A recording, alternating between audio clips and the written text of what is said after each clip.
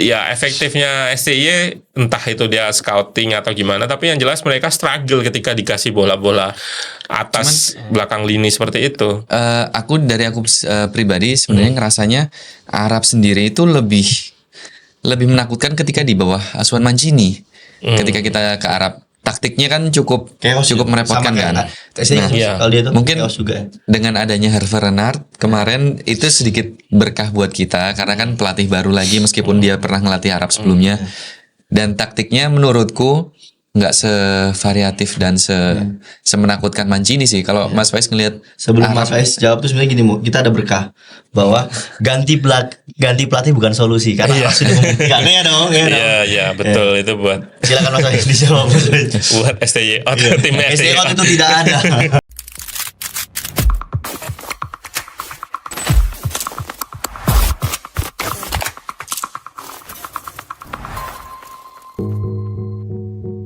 Assalamualaikum warahmatullahi wabarakatuh. Kembali lagi di Ruang Taktik Podcast, channel analitik taktik pertama di Indonesia. Mas Bos masih ke bawah. Euforia. Oke, di kesempatan yang berbahagia ini, tidak seperti biasanya ya. Kita sudah merasakan hal-hal pahit di 4 pertandingan terakhir ya. Akhirnya kita merasakan kemenangan senior. Oh iya, 3 pertandingan terakhir kita mendapat hasil yang mengecewakan. Iya. Akhirnya setelah terakhir kita menang kalau nggak salah lawan Vietnam. Timnas senior. Ya senior tuh kan Filipina dulu ya. Gimana sih ini? Vietnam kalau nggak salah. Itu terakhir kita merasakan kemenangan di level timnas senior kalau nggak salah. Akhirnya setelah draw 3 kali, kalah 2 kali. Cina sama Jepang ya. Jepang nggak dihitung lah ya. Akhirnya timnas Indonesia membawa poin perdana dan melampaui capaian Vietnam di ronde ketiga dengan 6 poin. 6 poin. Oke. Mungkin sebelum kita masuk ke pembahasan, daripada nanti ada pertanyaan, ini siapa 3 orang yang ngebahas pertandingan dikomenin sih sebenarnya. Kita dikomentarin ada yang nadanya nyinyir gitu loh. Penasaran ini apa ini? Gak lihat bro. Saya bacakan ya. Liga Indonesia Baru, BRI Liga 1 sama terakhir. EPA Elite Pro Academy, berarti. Tapi ini bukan punya Erik kan? Bukan dong. Kalau saya nanti ada sendiri. Oke teman-teman, jadi sebelum membahas timnas kita akan menjelaskan siapa sebenarnya kita. Mungkin lebih tepatnya siapa Mas Faiz yang menjelaskan lebih banyak tentang taktik dan juga teknik di persepak bolaan. Mungkin Mas Faiz bisa dijelaskan background dan lisensi bahkan apa yang dipunyai. Gak usah langsung nih. Deh bro, ada lisensinya ini. Iya. Erick Thohir yang tanda tangan lisensi kepelatihan PSSI sejak 2023. Udah 1 tahun yang lalu lah. Hampir 2 tahun. Ya, setahunan.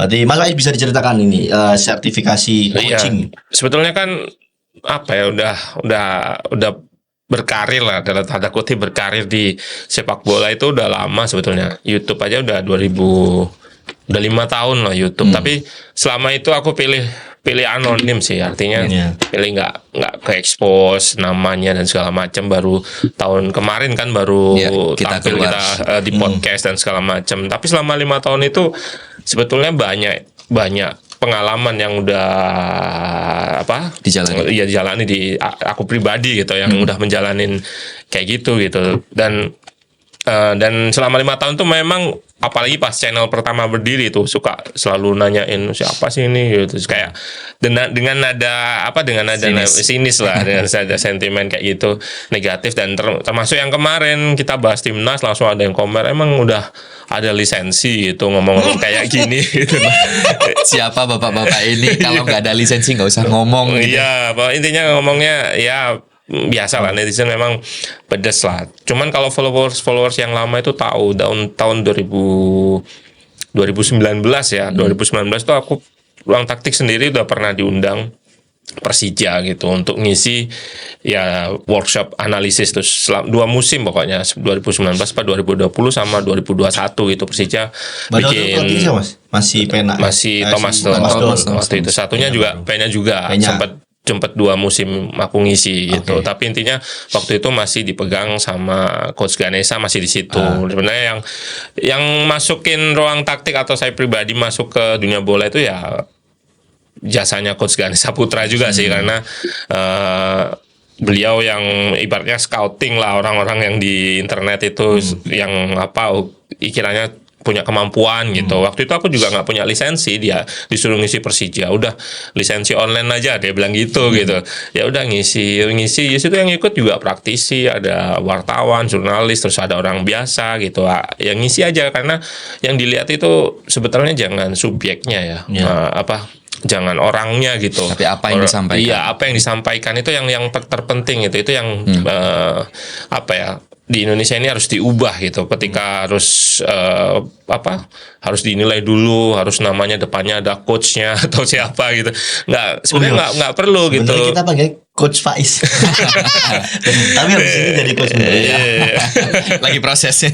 Iya, intinya itu sih, kita nggak usah terlalu liatin background dan selama, tapi selama di komentar kayak netizen lah, sering komen-komen itu biasanya komentar yang bermutu tanpa ngeliat backgroundnya atau apa, ya itu aku pin atau aku like atau aku jawab itu reply ya, karena memang semua berhak beropini asalkan opininya itu bisa nggak aspun. Iya, nggak aspun atau ada ya. Ruang taktik kan ingin bangun komunitas ya, komunitas yang ngeritik itu ya nggak sekedar bunyi aja gitu, pengennya sih kayak gitu. Berarti Bung Toel seenggaknya tuh harus ada isinya ini ya. Berarti ini kita bisa deklarasi nih. Mungkin kita nggak lebih bagus dari Sport 77. Oh ya, secara produksi Bang Mamat, Coach Ripan, kita memang kalah dari segi produksi, cuma belum habis inilah insya Allah.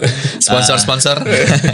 Tapi kalau dari segi teknis dan taktis harusnya kita jauh lebih baik daripada. Ya, dan mungkin bisa dijelaskan juga pengalaman Mas Faiz mungkin selama berapa musim terakhir apa yang dikerjakan dan berkontribusi di bahkan Mas Faiz mungkin aku juga lihat di sini di Liga Indonesia Baru, mungkin dijelaskan. Iya, sekarang kerjanya di 2 musim terakhir ini di Liga Indonesia Baru atau GTLIB lah, yang intinya analisis semua pertandingan Liga 1 gitu. Kita ada 3 orang yang analisis, jadi setiap pertandingan kan setiap minggu ada 9 dibagi 3 pertandingan, kita setiap minggu itu nonton Liga 1 gitu.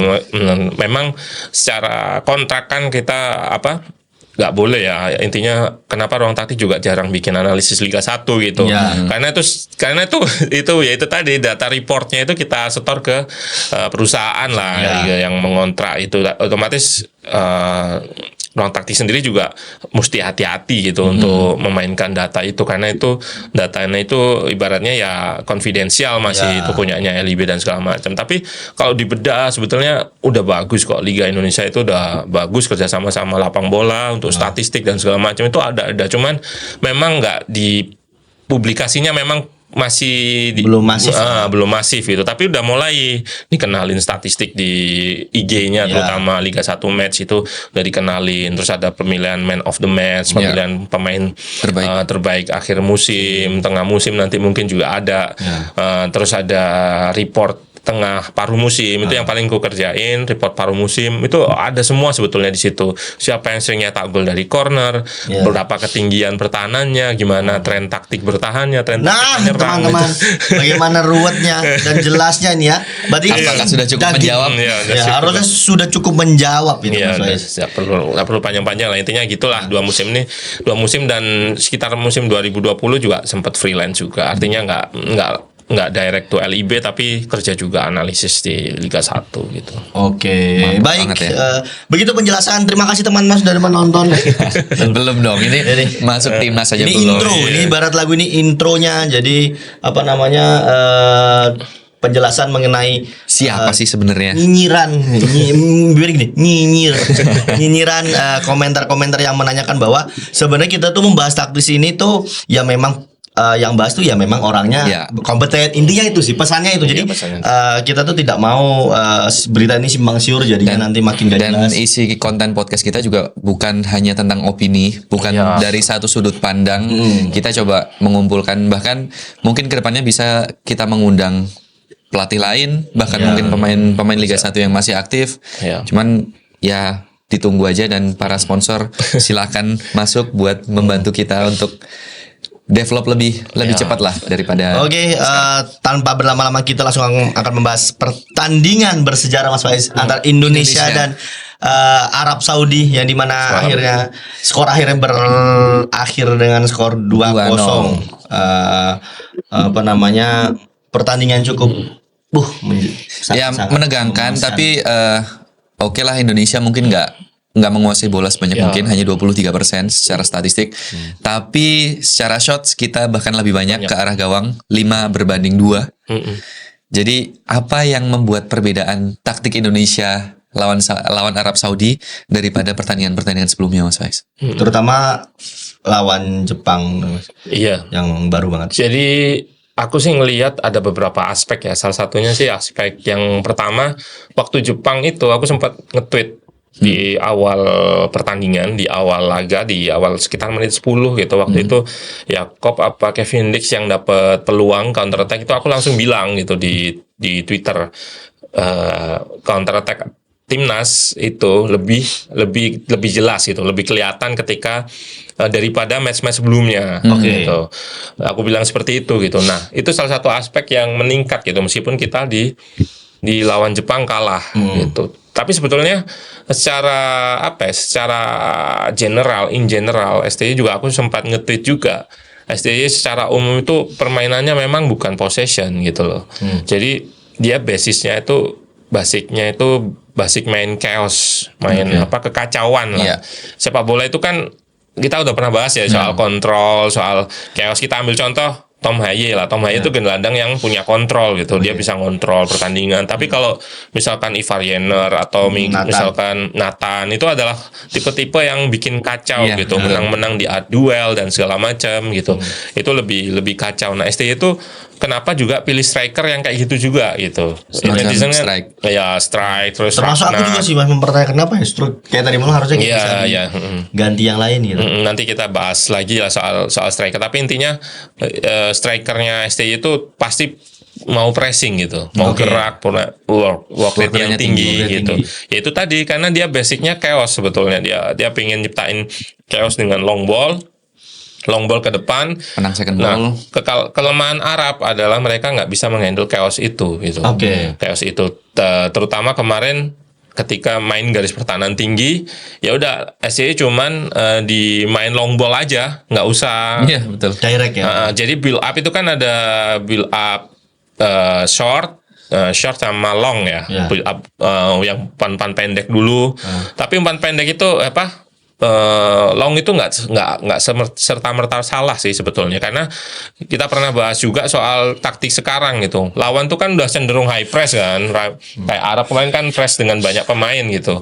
Kalau dulu memang zaman masih Pep Guardiola masih main itu press itu belum terorganisir seperti sekarang, dilewatin sama Guardiola pakai build up yang namanya build up true itu ngelewatin gini ya, main gitu tanpa intinya masuk lah melalui pressnya itu dilalui gitu lewat umpan 1-2. Nah tapi STY enggak gitu. STY itu namanya bypass gitu. Bypass tuh melompati gitu. Jadi enggak dilewati, sama-sama dilewati tapi enggak masuk ini, tapi dilompati ya. Bolanya itu lebih di long gini kayak gini. Sama-sama sih sebetulnya enggak masalah. Cuman kalau memang di luar negeri atau di Eropa itu biasanya main dulu di belakang. Main dulu bolanya di gini sampai pressnya naik baru nanti di sininya biasanya diserang. Tapi kemarin STY udah jelas dia nyerang, ini kan ruang antar lini ya, gelandang sama backnya lawan ya, di sini yang diserang biasanya di Eropa. Tapi kemarin STY jelas nyerang belakang lini sini yang diserang sama STY. Sebetulnya ide itu sama ketika lawan Jepang gitu. Jepang kan kemarin pakai 3 back. Nah, wingbacknya naik, ini wingback naik. Nah ini Terus kemarin sempat ada peluang kan Ragnar yang Ya sendiri. sendirian itu, yang awal itu kan juga bola chaos sebetulnya. Iya, betul. Bola chaos terus Ragnar nemu bola baru di shoot. Terus cuman finishing gitu. Finishingnya yang bermasalah. Finishingnya bermasalah, dan review kemarin juga aku sebut gitu, masalahnya di finishing. Nah, ini yang sebetulnya masalahnya di situ aja sebetulnya. Mas, soalnya aku berarti dugaan bahwa Sintayong itu miskin taktik itu salah ya, karena sebenarnya cara mainnya sudah oke, cuman memang finishing, jadi hal-hal kecil yang memang belum sempurna lah, bisa bilang Jadi, gitu ya. Kenapa aku sayangkan tuh kenapa istilah itu keluar gitu. Miskin Iya. taktik itu menurutku terlalu harsh ya, terlalu kasar gitu. Karena memang secara maksud itu juga nggak jelas gitu. Miskin taktik itu apakah taktiknya sedikit atau taktiknya apa? Nggak efektif. Kualitasnya jelek, nggak efektif gitu, atau apa? Dia nggak punya variasi. Nah, itu yang nggak jelas gitu. Tapi kalau kata netizen bilang miskin taktik, ya menurutku memang dia nggak apa, ketika lawan Jepang dia nggak punya variasi memang waktu itu dia nggak sevariatif Hajime Moriyasu. Jadi Moriyasu kemarin tuh kan mainnya gini kan ya, yang kuning ya. Jepang kan biasa main 3-2-4-1 gitu. Terus STY 5. Kalau bertahan Mas ya. 5 back. Nah, kemarin tuh sebenarnya STY punya taktik baru. Nah, ini kalau dibilang miskin taktik, sebenarnya dia punya variasi sebetulnya. Kemarin tuh pakai 4 kemarin tuh. Nah, tujuannya apa? Karena Jepang tuh nyerang pakai wing kan. Nah, kayak attacking wing back, ada Mitoma dari Tsudoan. Nah, kalau mereka dapat bola dengan 4-5-4-1, itu mereka kalah orang di sini. 3 atau minimal 2 pemain sayap ini jagain ini. Dan sebetulnya attacking wingbacknya meskipun dibilang nggak begitu mati gitu, tapi intinya Ritsudoan menurutku nggak begitu ini, tapi Mitoma memang Mitoma yang masih hidup gitu, masih ada ya, karena kemampuan individu, balik lagi kemampuan individunya yang membedakan gitu. Tapi secara taktikal STY udah tepat di sini. Makanya kenapa Hajime Moriyasu dia adaptif, ketika kalah di sini dia langsung ubah, Morita didorong naik didorong ke sini, dari ke sini. Jadi di yang diserang bukan sayap lagi, tapi ruang sini, ruang antar lini, ruang antar lini sini. Terus main bolanya di sini buat mancing. Ini bawa bola ke sini. Otomatis ini kan naik kan. Nah, ruang ini kan jadi besar lagi. Ini naik. Ini ruang antar lini jadi besar lagi. Disinilah terjadinya gol. Kayak waktu siapa sih, Nathan, ya kan main di Simorita di sini, Nathan terlambat turun kan. Diserang ruang antar lininya ketika backline-nya udah turun. Nah, bolong dari sini di cutback. Itu golnya Minamino. Ya, golnya Minamino. Kayak gitu. Intinya sebetulnya yaitu perang taktik itu ada sebetulnya. STY juga merespon juga. Nah, di match lawan Saudi, STY bukan mengorbankan sih ya. Punya variasi taktik lagi dia. Nggak pakai 5-4-1 tapi pakai 5-3-2. 5-3-2. Menariknya Marcelino. kan biasanya Marcelino kan di sini biasanya. 5-2-3 gini kan. Indonesia biasanya kan gini. Tapi kemarin Marcelino ditarik di sini. Ditaruh di sini, dan itu kalau netizen bilang, yang komentar tuh dibilang free roll gitu. Memang role-nya mirip apa ya, kalau teman-teman mungkin tahu nonton Inter, itu mirip Nicolo Barella sebenarnya ya. Nicolo Barella itu mainnya agak ke sayap gitu, terus dikasih tugas menyerang sama bertahan juga. Sebetulnya mirip itu Mezzala lah. Marcelino kemarin mainnya seperti itu. Tapi aku yakin STY nggak ngomong kamu jadi Mezzala besok. Yang jelas nggak ngerti istilah-istilah itu kan istilah di game aja kan. Tapi intinya kalau teman-teman main game FM tuh tahu lah Mezzala kayak gimana ya. Contohnya Nicolo Barella itulah. Nah, ini mobile banget sih kemarin aku lihat tuh Ivar sama Tomaye. Top Mas. Tomaye udah mukanya kayak udang tapi tetap lari. Iya, dia tetap. Cover area. Tapi emang dari awal kan yang kita tahu juga stamina-nya Tomaye nggak sepanjang itu, dan mungkin perbedaannya ketika dia main di Belanda kan tensinya mungkin nggak setinggi itu. Jadi ya udah, aku nonton sama Erik semalam, udah kita prediksi kayaknya sampai menit 70 deh. Dan ternyata bener, menit 70 dia udah habis. Tapi aku sukanya dia tetap fight gitu Iya, ketika Aku juga setuju. bener-bener di luar dugaan. Larinya meskipun sampai nunduk-nunduk itu. Iya, Tapi dia masih mau cover areanya terus yang di luar dugaan aku juga itu ini Mas. Kita kan ngerasain bedanya banget nih ketika ada Kevin Dix waktu lawan Jepang. Terus ketika ditarik kan langsung bener-bener beda gitu. Cuman tadi malam pas Sandy Walsh ditaruh situ, aku ngerasa kayak nggak ada yang hilang. Nggak Kalau ada yang hilang. aku setuju kalau ya nggak kan? ada yang hilang. Jadi nggak ada yang apa namanya bisa dibilang ini kita kehilangan banget Kevin di situ. Oke iya secara sosok mungkin, cuma secara permainan gameplay tadi malam, aku rasa sih taktiknya Sintayong dengan taruh Sandy Walsh di situ daripada mungkin pilih Yakob sejak awal ya.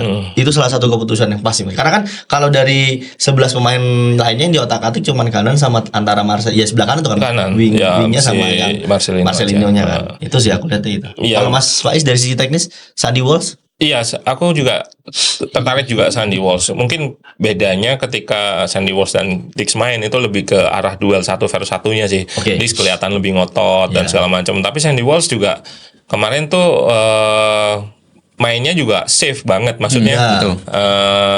nggak gampang kelewatan. Terus ketika mengcover temannya, terutama saat nyerang, dia kan sempat bikin umpan ya, crossingnya yang itu.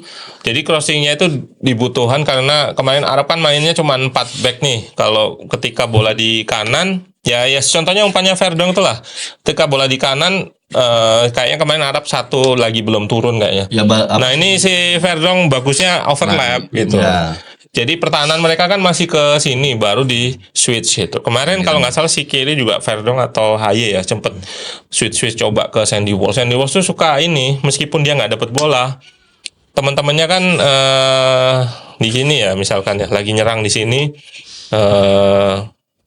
Verdong terus semuanya mepet di satu area. Nah si Sandy Walsh tuh suka bikin gini, bikin kelebaran maksimal gini. Oke. Jadi itu bikin pertahanan Arab tuh harus wanti-wanti gitu ketika bola diarahin ke sana gitu. Meskipun kemarin beberapa kali switchnya diputus sih, Iya, dari betul. sini kena diputus ada beberapa. Faras. Iya, Ferash. Peras diputus, ada yang putus sih. Tapi intinya keberadaan dia itu sangat mengancam sebetulnya. Iya. Sebenarnya sangat mengancam. Nah itu yang kalau ditanya soal Sandy Walsh itu. Tapi aku juga mau ngasih kredit juga kayak yang udah pasti kan Rizky Ridho yang main di pertahanan. Itu tiga lini belakang yang menurutku Iya. sangat oke. Cuman aku mulai babak pertama satu nama Justin Hubner. Itu udah Hubner. Aku udah dari babak pertama ini orang harus bisa mikir panjang karena kan masih muda dan dia emang decision makingnya cukup Berani. kurang lah ya menurutku, karena seharusnya kalau udah di level ini dan dia bisa ngelihat kebutuhan tim secara panjang 90 menit, seharusnya dia bisa melakukan keputusan-keputusan yang lebih bijak.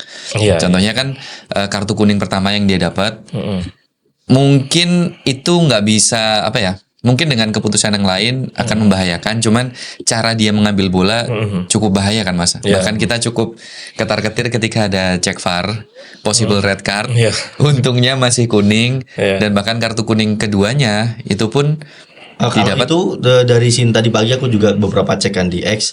Memang kondisinya itu kan dia open play Mas ya. Jadi yang itu pelanggarannya Yang si pelanggaran Ivar. pertama Ivar waktu kena kartu Itu kuning. si pemainnya Arab Saudi kan langsung mau ngasih switch umpan ke sebelah kanan. Dan langsung akhirnya kan diputus. Justin langsung, karena kalau itu misalnya dapat, aku yakin tuh open play, mesti tidak Cuman diberhentikan. balik lagi Rik, kalau kita ngelihat di pertandingannya, si wasit juga lagi nulis. Jadi kayaknya No, tapi itu kan kalau open play gitu, misalnya kita udah satu sentuhan nih, taruh bola di tanah, langsung di play, itu akan bola hidup. Seharusnya enggak tergantung sih. dari pelatih dari wasit juga. iya. Apakah dia Tapi udah posisi siap atau belum? wasit tuh kalau kartu kuning itu pasti minta waktu. Artinya foulnya Oke. Iya, ada betul. peluit, Oh, itu oke. tunggu peluit, nggak bisa langsung jalan. gitu nggak bisa. Soalnya kan Itu si peraturannya. Justin Hubner dia langsung tutup kan, karena Iya, takut betul. di sebelah sini tuh karena Verdong apa semua udah protes ke Iya, sana semua ya kan. iya. Di sini tuh yang sebelah kan kirinya pertahanan kita tuh sisinya Verdong kosong, dan ada dua pemain Iya, Arab. Jadi dan- mungkin cepatnya si Justin pengennya kayak Iya, udah cuman mengamankan lah caranya. powernya terlalu Iya, ya. lewat. Adrenalinnya. Adrenalin. Apalagi tinggi. Arab Saudi kan ditoel dikit kayak Bahrain modelan. Ya itu Gulung-gulung. Itu memang bener sih, kita sempat kalau nggak salah di podcast sebelumnya kita sempat sebut gitu, harusnya Izas sama Rido itu Rido harusnya udah kayak Izas gitu yang Iya, betul. selalu main, kita selalu udah ngomong kayak gitu Ya. kan, dan kebetulan di 2 pertandingan ini Main dalam terus. tanda kutip SDI mendengar.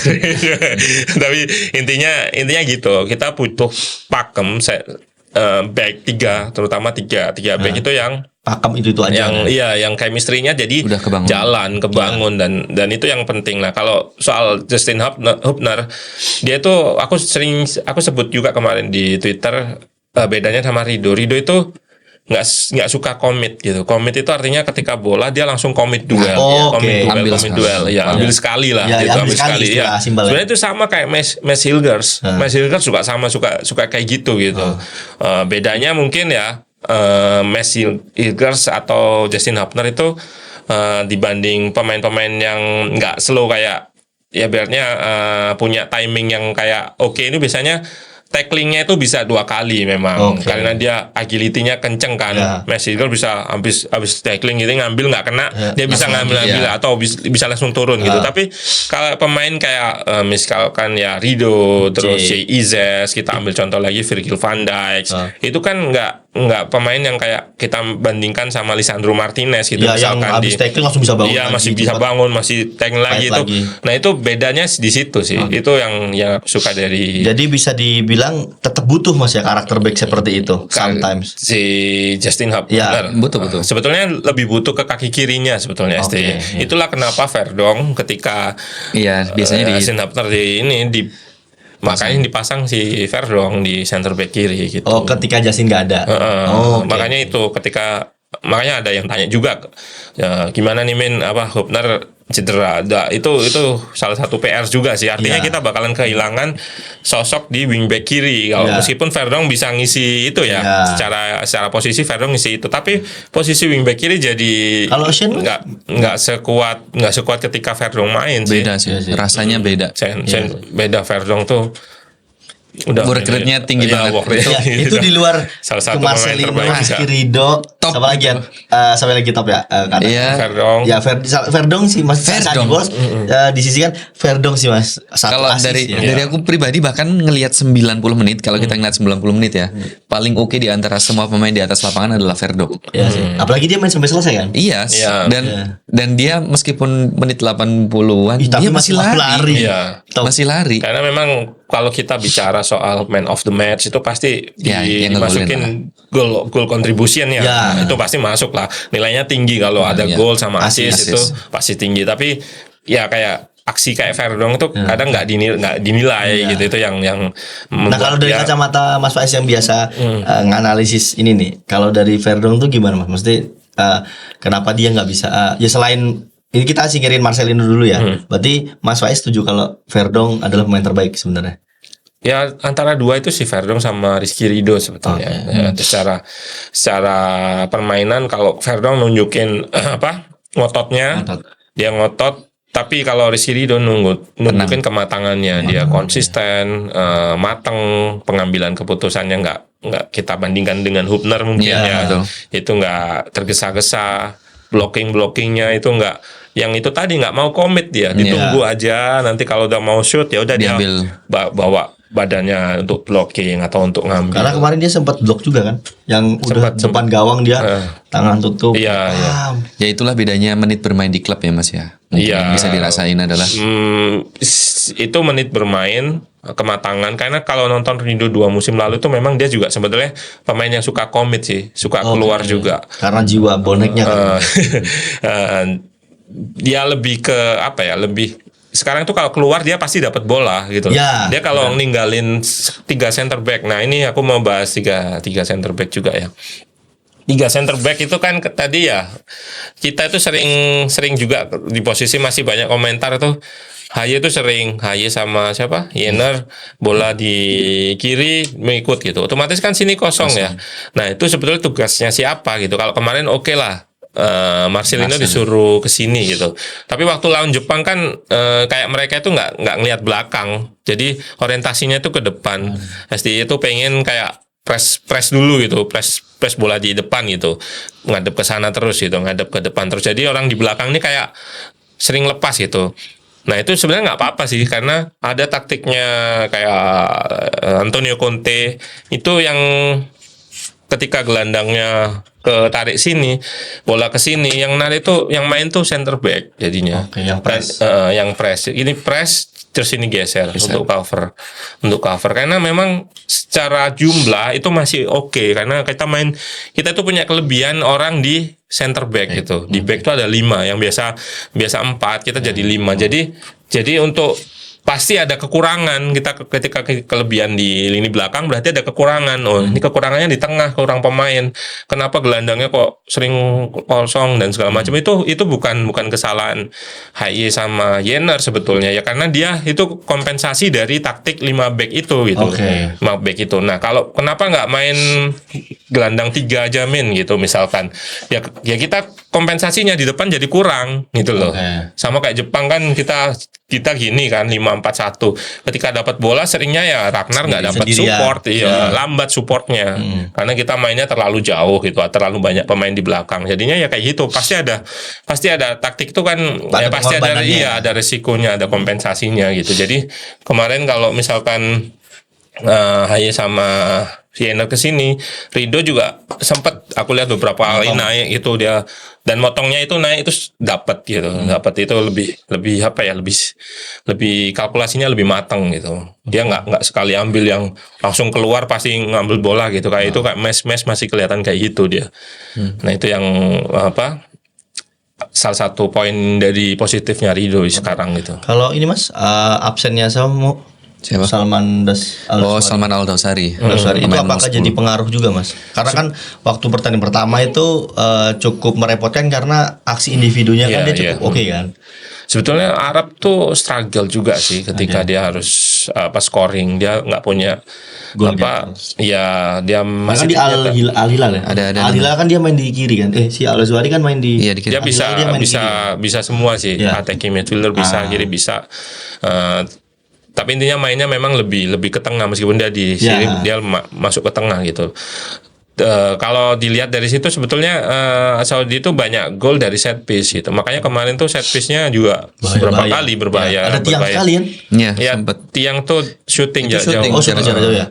Kalau nggak salah gol lawan kita kan shooting jauh juga yang pertama, yang 1-1 itu. Kalau nggak salah golnya shooting. Nah, memang mereka spekulasi kalau nggak free kick ya Mas ya? Iya, free kick atau corner. Itu golnya sih kayak gitu sebetulnya, kan dia punya Abdullahi itu yang di belakang tuh bagus banget sebenarnya, dia center back. Tapi ya gitu.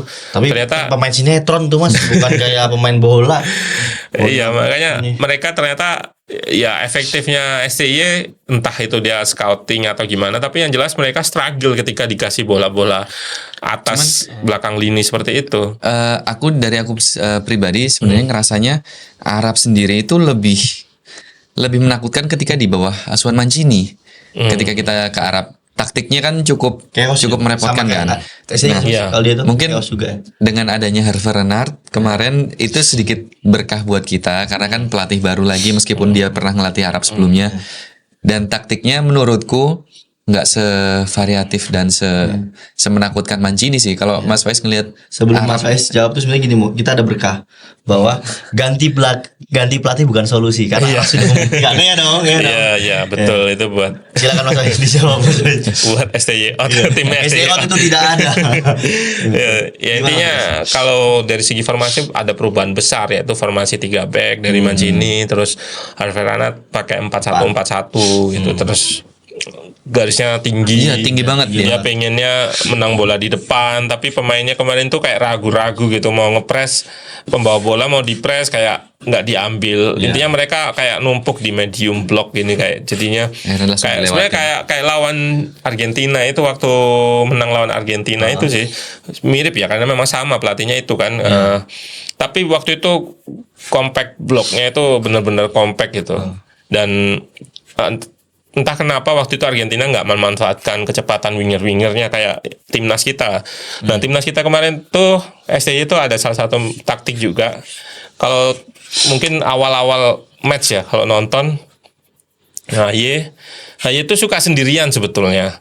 Jadi kelihatan banget kalau STY itu memang ngincer chaos di depan. Jadi Ragnar, terus Struijk, terus Lino, kadang di support sama Wolves sama Verdong gitu. Nah, Haye itu di banyak momen tuh kelihatan juga gitu loh.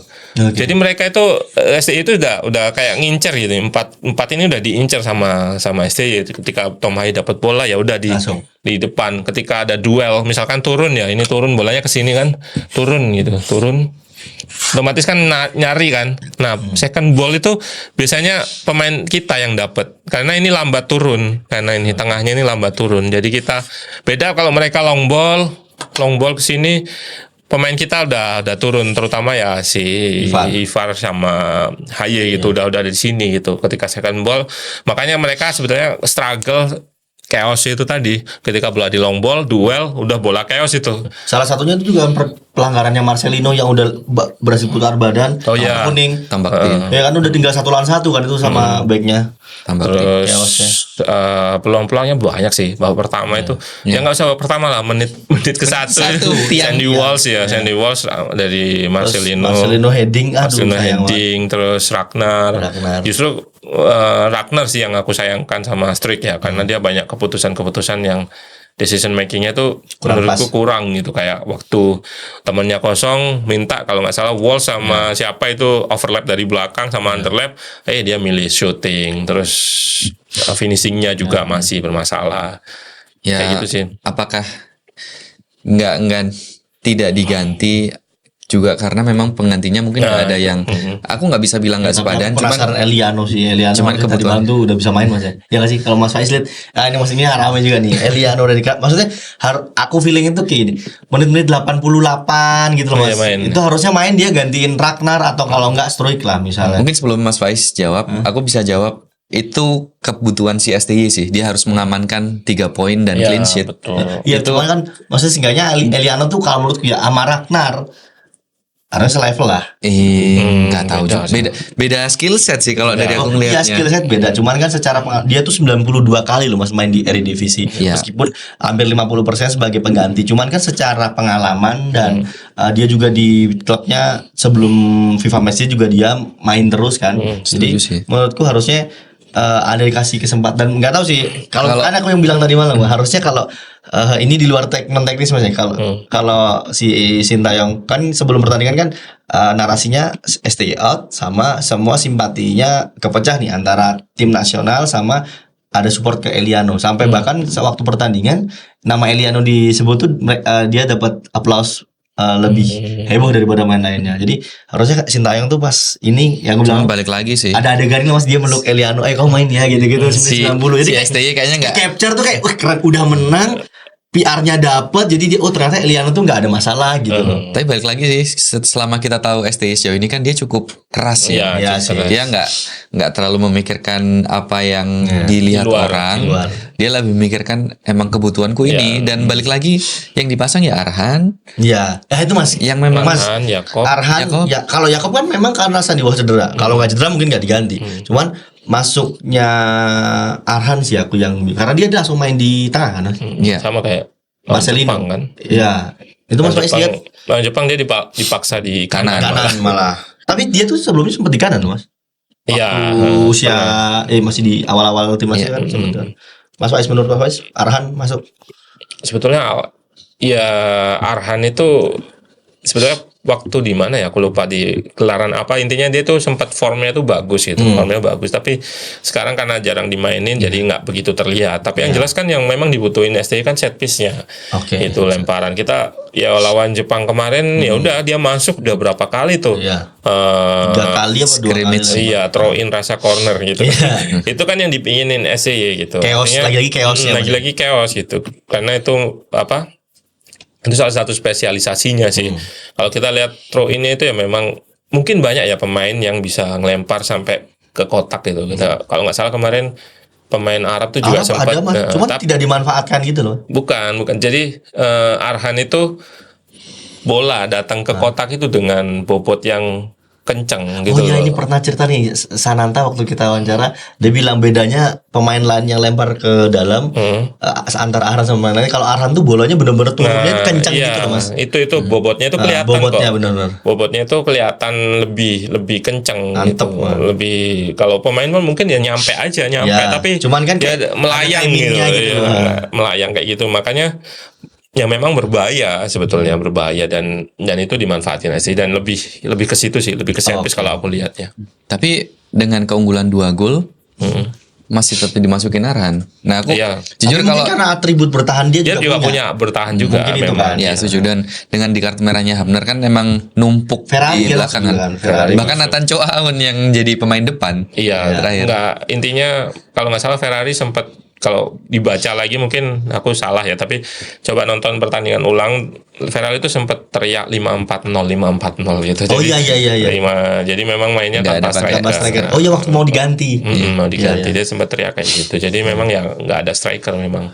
Berarti sekali lagi dibuktikan bahwa Sintayong ini sampai tumpeh-tumpeh Mas ya taktiknya Mas. Dia Iya, kayak iya. langsung bisa menyesuaikan kondisinya gitu. Iya, sebenarnya itu orang itu kan ngelihat karena hasil sebetulnya. Iya. Betul. Ya karena miskin taktik itu kan salah satu yang dikeluarin oleh pandit terkenal gitu kan. Iya. Ya salah satunya kalau balik, tapi sering munculnya ketika timnya kalah gitu loh. Iya. Hasilnya. Jadi orang tuh ngelihat tuh cuman karena nggak berhasil hasil secara skor itu langsung Di pertandingan itu, maksudnya. Iya, dijudge kayak gitu, miskin taktik ya. Kita ambil contoh ya kayak yang sering jadi ini kan Ancelotti gitu. Ancelotti kayak miskin kayak gimana orang gelar UCL yang banyak. iya, kalau bicara gelar ya banyak sekali gelarnya, tapi sekali lagi bakal dibenturkan sama kegagalannya di Everton, hasil lagi Ya. gitu loh. Oh, dia lihat di Everton gagal, itu berarti miskin taktik kayak gitu. Terus kalah sama Barcelona kemarin Ya, dia miskin 4-0. taktik kayak gitu. Sama STI juga kayak gitu sih. Nah, dibilang kayak gitu menurutku nggak berdasar aja sih, karena pasti pelatih udah punya lisensi situ, taktiknya banyak gitu. Cuman Iya, Mas. kalau bicara miskin sama ya itu tadi, miskin dalam arti sedikit, taktiknya itu banyak, tapi dia kan pelatih itu kan menyesuaikan timnya, Kondisi tim dan juga lawan. lawan juga. Yang pertama sih pemain sendiri gitu, pemain sendiri dilihat, misalkan mau main kayak Pep gitu, Barcelona atau Tiki Taka dan segala macam, tapi pemainnya nggak bisa umpan gitu, nggak bisa passing, ya nggak bisa gitu, karena ya kalau aku nonton SD versi Korea sama Indonesia beda gitu. Indonesia benar-benar reaktif banget karena main 5 back, sementara Korea itu main 4-4-2 compact gitu. Ya. Compact banget mainnya, compact yang kayak Atletico Madrid gitu lah. Beda. Ya karena emang kemampuan individualnya juga Ya mumpuni. itu, mereka punya Heung-min Son di depan gitu. Jadi ya itu pasti pelatih itu punya variasi taktik itu banyak pasti, tapi ya itu disesuaikan sama pemain Mas, dan ini, Mas, lawan. di luar taktik nih, apakah faktor lapangan GBK yang bisa dibilang tuh 2 pertandingan ini kan nggak buruk-buruk amat, tapi cuman yang nggak perform, yang kayak terakhir kali tuh aku ingat kalau lihat GBK bagus banget tuh lawan Argentina kali ya, terakhir Iya. banget yang bagus banget. Apakah itu juga akhirnya karena nggak tahu sih Bung Rimo sama Mas Wais ngerasa apa enggak, tiki takanya tuh nggak kelihatan ketika main di Indonesia Mas, tapi ketika kayak contoh kayak terakhir waktu Piala Asia kita lawan Jordan yang golnya si Marcelino umpan dari itu kan iya. benar-benar dari bawah, bolanya ngalir sempurna, Lawan bisa Australia, di-switch. Piala Asia itu Ya kelihatan. kan kelihatan kan, itu juga apakah akhirnya Sintayong ini terpaksa merubah cara mainnya, atau memang ya itu teknis saja kayak lawan Arab Saudi kan dia main terupa long shot, long ball Iya, macam. salah satu pertimbangan faktor tapi bukan yang utama sih. Oke. Karena memang dia ngelihat Arab Saudi ya struggle memang kayak gitu di long pass. Jepang juga sama di long pass kayak gitu. Dan kalau faktor lapangan ya memang pengaruh gitu. Jepang sendiri kan udah komplain. Iya. SDI juga komplain juga. Artinya memang ya kondisi lapangan memang nggak sebaik idealnya gitu. Mau dibilang lebih bagus dari sebelumnya gitu, tapi itu nggak ideal gitu loh. Iya, Intinya gitu. Jepang itu kalau kita nonton, yang pertama mereka struggle kena itu, Iya. kena hampir Hujan beberapa juga. kali ya, kena hujan. Terus dia tuh sering mainin bola-bola pendek di dalam, di belakang aja, dia mau ngontrol tempo dan segala macam. Tapi mereka jarang progresikan bola ke depan, itu jarang mereka kayak umpan-umpan pendek. Kalau nggak salah golnya yang Morita itu juga sebenarnya bolanya nggak ngalir ngalir sempurna gitu. Makanya gol pertama ya Morita kontrol itu sempat lepas Kan sebetulnya. Daichi Kamada kan tuh lewatin J langsung. Ya. Abner bunuh diri. Terakhir Mas, sebelum kita tutup podcast yang sangat isinya daging salmon dan daging wagyu A5, A6, A7. Ini Mas, kehadiran Oli Romani. Oh ya. Bagaimana Mas Faiz? Terakhir dari sisi teknis nih Mas, kalau di sisa pertandingan berarti kan lawan sama Australia, Bahrain, Cina, Jepang. Iya, 4. Oke, Jepang nggak usah dianggap lah ya. Yang kita potensi poin kan di 3 ini Mas. Iya. Memberikan kejutan di Australia, either itu 1-0, 2-1 atau 0-0 lagi, dan 2 kemenangan di Bahrain sama Cina. Dengan adanya Oli Romani dan nggak tahu nih gosipnya ada Jairo juga bakalan bisa masuk. Karena ini Mas, anomalinya adalah kan kemarin sempat entah Verdong atau siapa yang aku lihat di media itu bilang ya memang harus diakui chemistry adalah jadi salah satu masalah di timnas Indonesia karena setiap pertandingan akan ada pemain baru lagi. Nah, kalau Mas Faiz dari sisi teknis itu nanggulanginya seperti apa sih sebenarnya? Setelah itu baru bahas Oli Romani ya.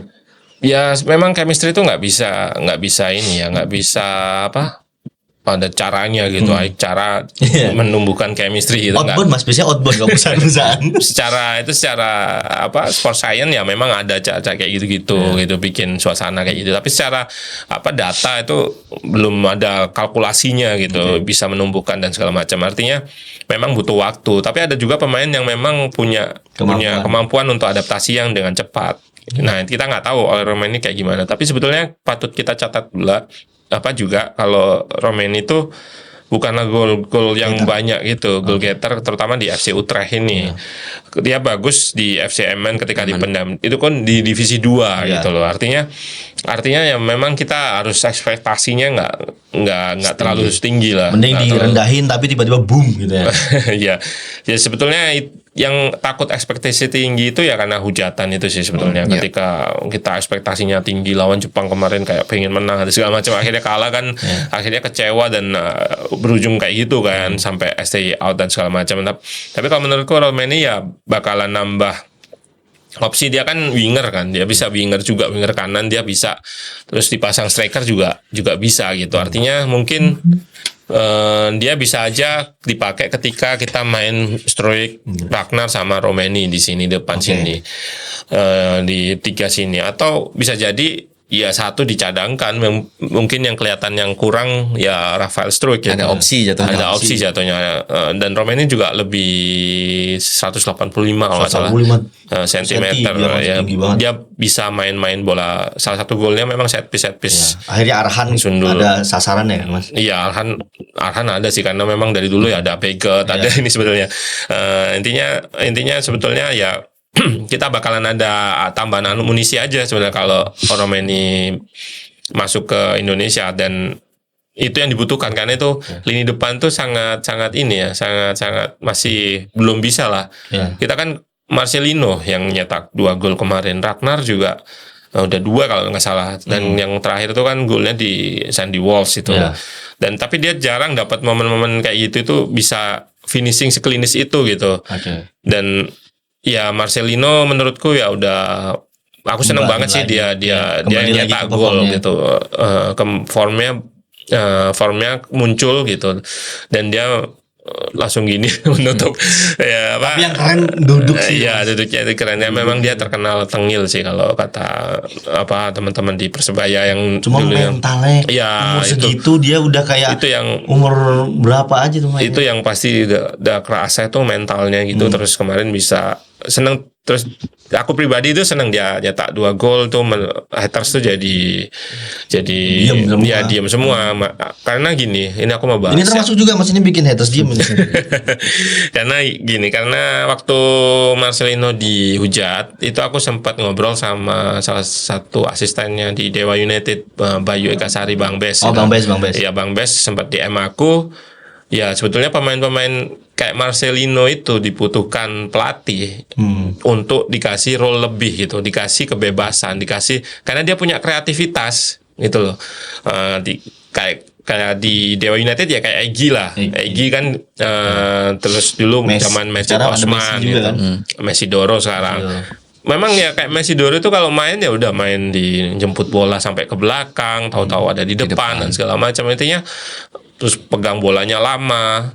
Ya mereka pasti punya ada momen dia gagal, tapi pelatih itu butuh gitu pemain yang kadang-kadang bikin apa ya, kalau istilahnya flair, kalau istilah di football ya flair itu flair di FIFA itu punya daya kreativitas tuh, daya kejut lah ibaratnya buat lawan itu. Kayak kemarin kan dia nyetak gocek kan apa keping dulu kan, lawan kan udah ini dulu. Nah kayak gitu itu yang nggak dipunya pemain lain, itu sama dibutuhkan. gol kedua dicukit, tenang banget tuh kalau gol kedua juga mungkin tuh dihantam kejeng-kejeng gitu kan. Itu yang nggak dipunyai pemain timnas lain. Marcelino punya, tapi memang ya dia butuh, dia bukan robot lah, dia bukan robot, dia nggak bisa formnya itu kayak gitu terus, itu nggak bisa, dia kadang ya lama, manusia lah ya. Nah, kalau kita sering nonton bola Eropa atau bola-bola lain tuh banyak kok main kayak gitu. Jangan Mas Erik aja lah, lihat aja Rashford lah, ya kan? Aduh, jadi inget lagi Mas udah dipasang terus kan. Waktu itu juga Curtis Jones itu aku ya, karena apa di jadi admin ya, admin sosial media juga. Jadi kenapa sih Curtis Jones di orang-orang tuh ngeliat yang di lapangan aja gitu. Aku bilang waktu itu perspektif pelatih itu beda gitu, karena dia ingin pemain yang ya kalau Klopp waktu itu ya pengen chaos juga sama kayak ini pressingnya. Kalau Klopp kan udah punya Coutinho, habis itu dia pergi ada. Iya, dia nggak punya gelandang yang playmaker lah dalam tanda kutip. Curtis Jones main sih, dia ngelihat ada potensi, terus Curtis Jones juga memang punya work rate yang bagus gitu. Ketika tanpa bola juga bagus. Nah itu yang akhirnya kelihatan gitu. Sekarang dia on form gitu. Ya itu yang mau dipelatih lihat tuh kayak gitu sih, beda perspektifnya. Marcelino tuh ada role itu Mas ya. Ya role-nya beda, tapi intinya dia punya kreativitas. Kreativitas itu tadi untuk dijadikan apa ya? Itu tadi pembeda yang buat kalau kita ngelihat di highlightnya oleh Romani juga seharusnya dia mempunyai kreativitas yang sama lah. Oleh Romani gitu. Artinya kreativitas itu ya itu tadi, kita kayak tiba-tiba Sandy Walsh crossing di detik pertama itu kan nggak terduga gitu. Nggak terduga, tahu-tahu juga yang nyambut Marcelino dari belakang gitu, yang nyambut kayak gitu-gitu dibutuhkan dalam sepak bola. Jadi nggak harus bermain sesuai skema gitu, sesuai hafalan gitu atau taktiknya gini skema build up dan segala macam. Nggak, STI malah justru pengen chaos, terus tahu-tahu ada pemain yang bikin kejutan itu tadi. Dan termasuk gol lawan Cina juga kan chaos. Tom Hee. Tom Hee. Oke. Terima kasih teman-teman.